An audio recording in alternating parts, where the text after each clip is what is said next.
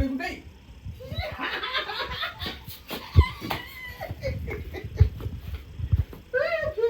Chale. Maivana kuzwa. Undura wokuita. Usabude muno kusvikira waundura, wabika, ungori muno. Wazvinzwa? No. Usatombobuda zvako. Wazvinzwa? Kana siri kudya neuko. Asi usabude muno. Wazvinzwa? Munoita mai. Ndati usaita sei? Ndisabude. Hatumati ndiundure ndibike. Makusha acho usatombobuda nawo panze. Unongoaviga chete. Wazvinzwa? Handidi kuti uite sei? Tazvinzwa mai. Ndati handidi kuti ubude muno.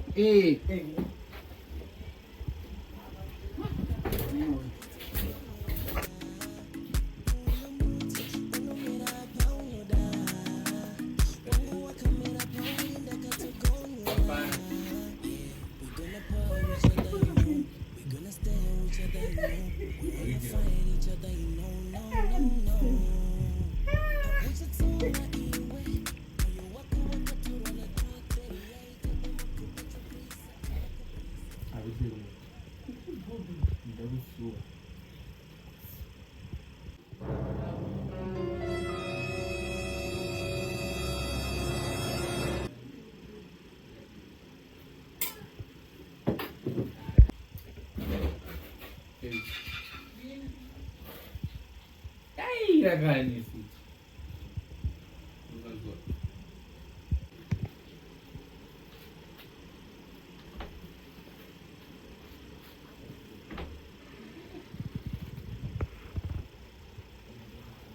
Amai.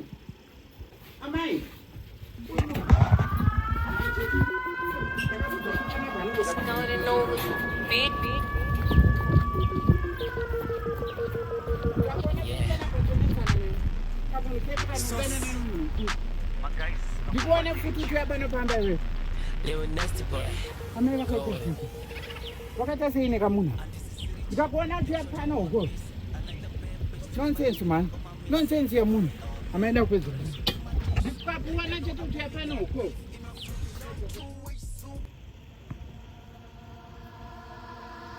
Hello tete.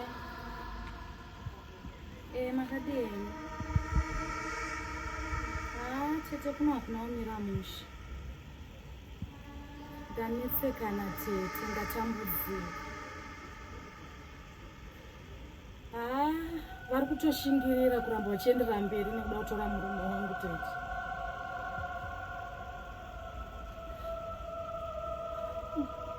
Ndakaedza tete, ndakaedza izvozvo.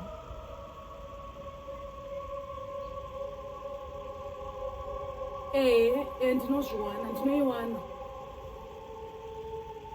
Wambere mbiya yacho.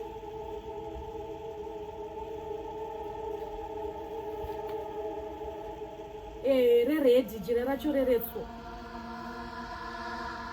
Ndinozviwana tete, ndinotomhanya kumashops ndikanotenga izvozvo.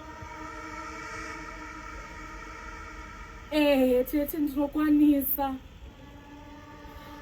Ndatambudzika tete, ndapererwa zvese I can do to sacrifice for my marriage.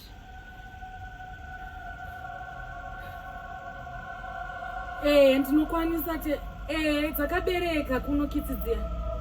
Kitsi. Tete. Ora ndokuudza ndazviunganidza, ndanotenga. Maita basa tete. Maita basa ndokufonera after 30 minutes. All right tete, thank you so much. Rega ndiende ndinozvitenga. Few hours later. My nana.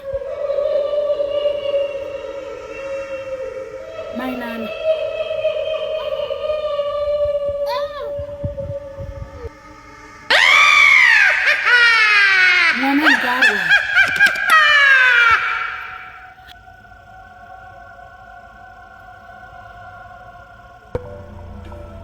Shaya mufaro zvandiri kuita inini mumba mangu.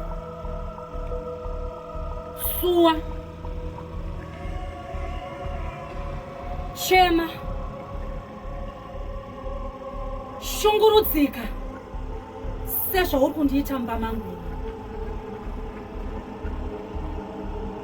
mwana ngaarwari.